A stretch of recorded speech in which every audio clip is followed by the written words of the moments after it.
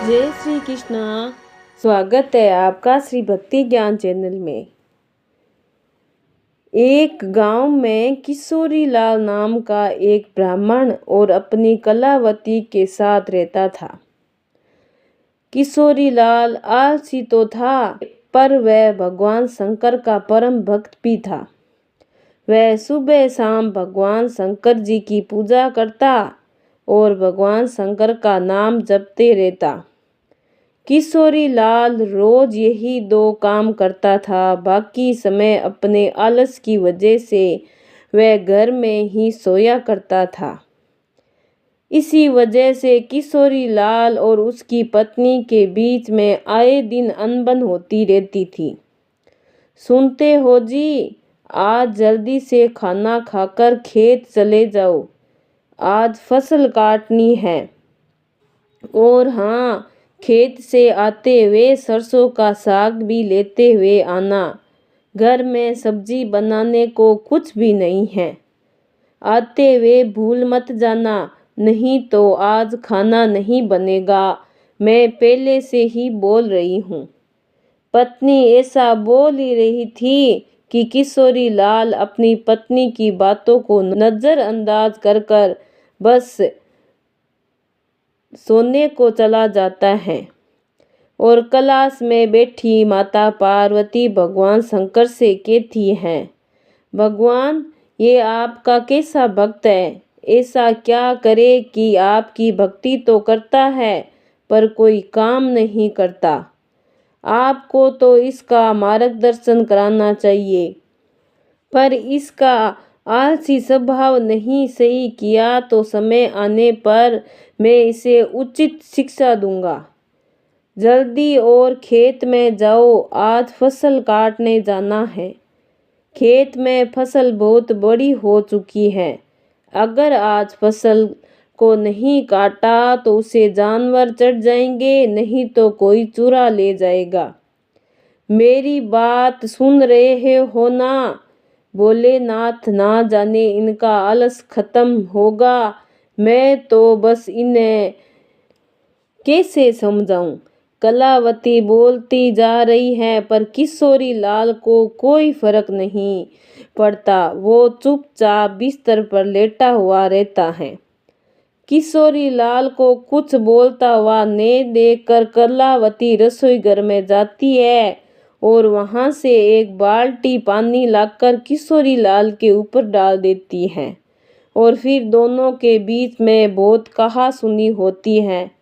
फिर वह गुस्से में घर से निकलकर भोलेनाथ के मंदिर की ओर चला जाता है और मंदिर जाकर वह गुस्से में शंकर जी से कहने लगता है, अगर मैंने आपकी भक्ति श्रद्धापूर्वक की है तो आप मुझे वरदान दीजिए।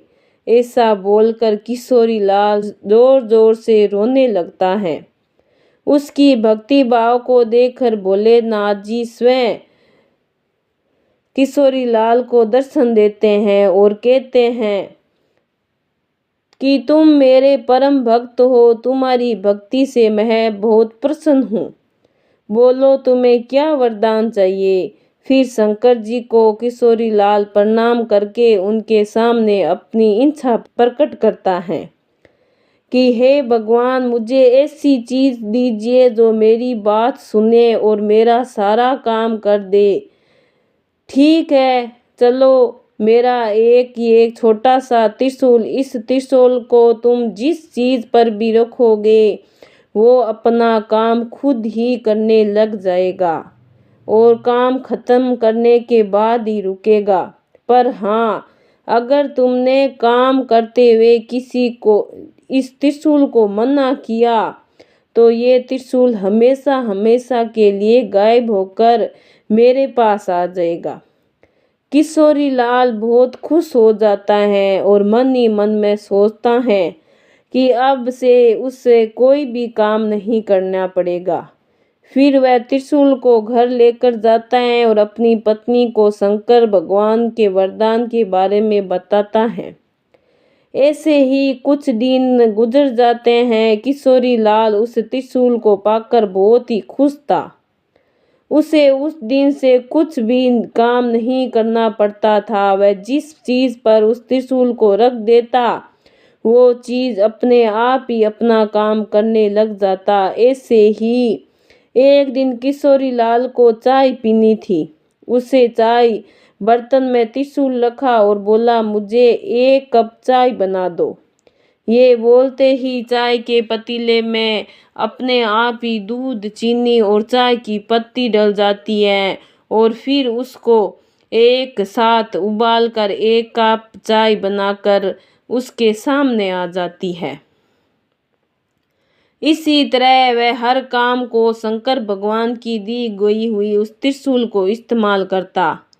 घास में पानी देना हो तो त्रिशूल से अपने पानी देने वाली पाइप को छूकर पाइप को कहता कि ये 1 बाल्टी पानी अपने आप ही फूलों में डल जाए।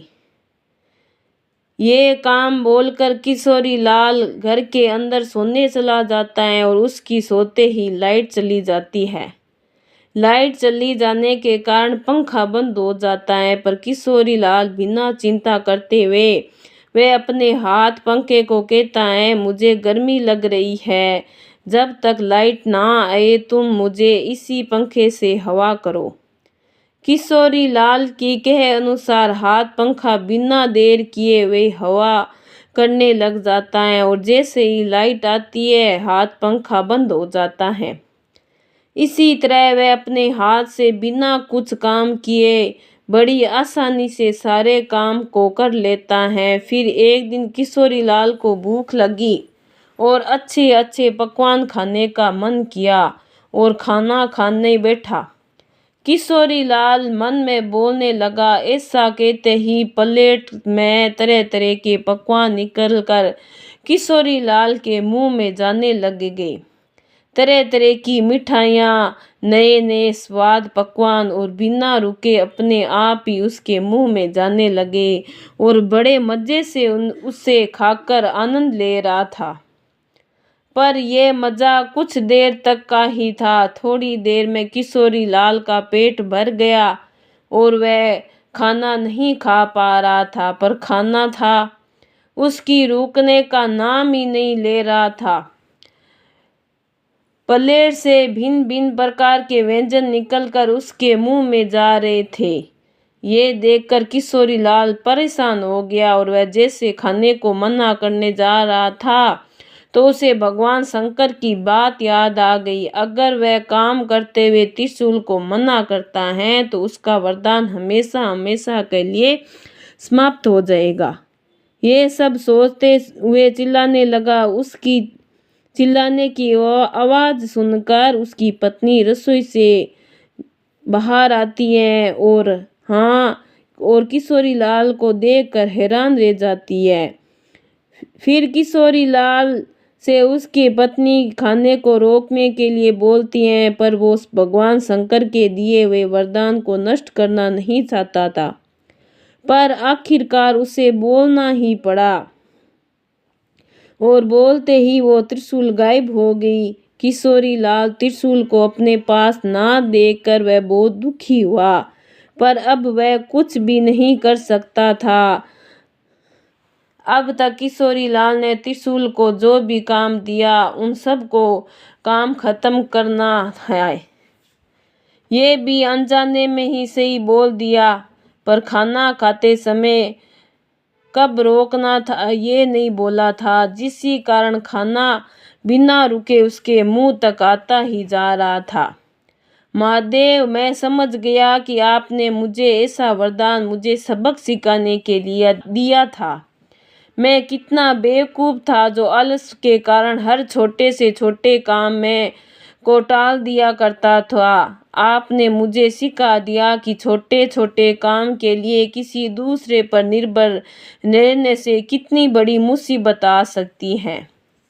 उस दिन के बाद उसने आलस करना छोड़ दिया और वह रोज खेत को जाने लगा और अपना काम खुद करने लगा।